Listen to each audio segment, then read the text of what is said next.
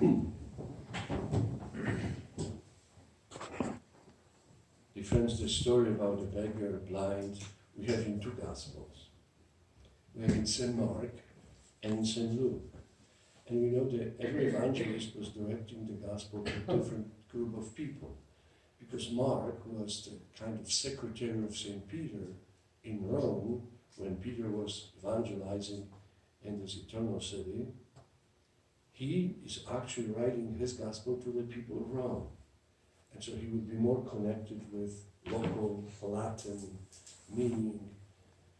Luke was writing his Gospel to the Greek people. So he is having kind of different aspect.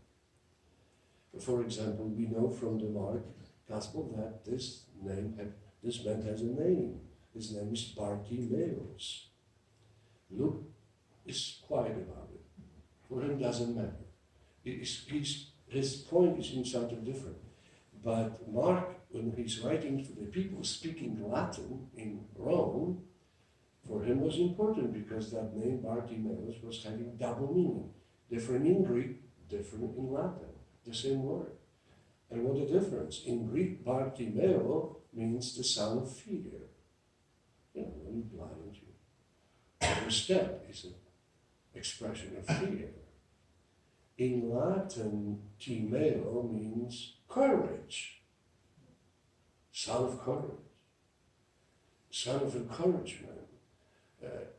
So what a completely almost opposite meaning. So that's why for Mark that was important that I'm going to use that name just to give us completely new light. That even in this name, this man is having something special to tell us. And when we meet Jesus, when we approach Christ, we are completely changing from fear to courage, from fear to glory, to joy. And for Luke, important thing is, and in his entire gospel, that faith in Jesus as Lord, Jesus as Son of God. And for him here is completely different. If you look at the two different gospels, when Mark is telling us that the blind man came, he said, Master, I would like to see.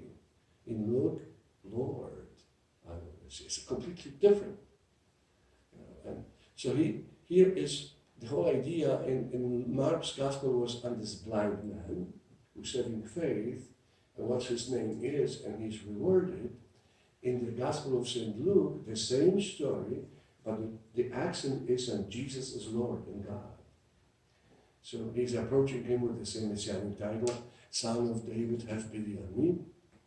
And he's screaming louder. Imagine they tell him Jesus of Nazareth is passing by, the rabbi from Nazareth, that guy who's wandering around and preaching, and he says, no, I know who he is. He's Son of David.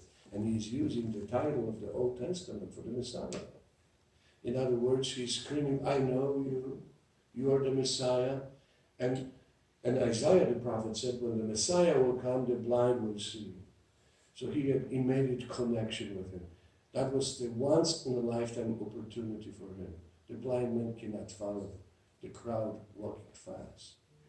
But now when Jesus was crossing his way, he said, I'm not gonna lose it. That's my lifetime opportunity. I'm gonna do it. Each one of us, we have those moments. We could call them moments of grace, for example. A lifetime opportunity. God is sending us people into our lives. God is giving or creating certain, situation. And God is in everything. So are we going to accept it? I want to discover something in it. And so this blind man is for us a kind of inspiration. In every daily situation, we have to be open because Jesus is passing by. And he may have different forms, he may have different situations, but God is in everything around us. And especially, his incarnational logic means he's coming to us through other people. It's easy to see Jesus or see God and majesty and glory of God in the beautiful stars. Don't bother me, I'm contemplating the beauty of God. But it's a little bit more difficult to see Jesus in those people who are annoying us around us. them every day. And we want to escape them. I asked once, but none of you here, you know. I asked, you know, that I'm so glad you kind of every day in the church and almost, and you're a beautiful faith. Father, never mind faith. I want to escape him in the morning. So the best way to miss him is go to the church. I mean, she could go to the mall, or whatever, it's good to come to the church.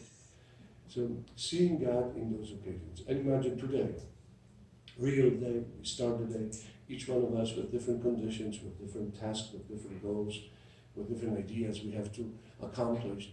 But remember, Jesus will pass it. And he is every day. Don't miss it. Shout, Son of David. Help me, have pity on me. And the important thing is that last sentence, that he was glorifying God for everything. You know, so when we finish the day, instead of, it's over, thank God, let's say a little prayer of glorification.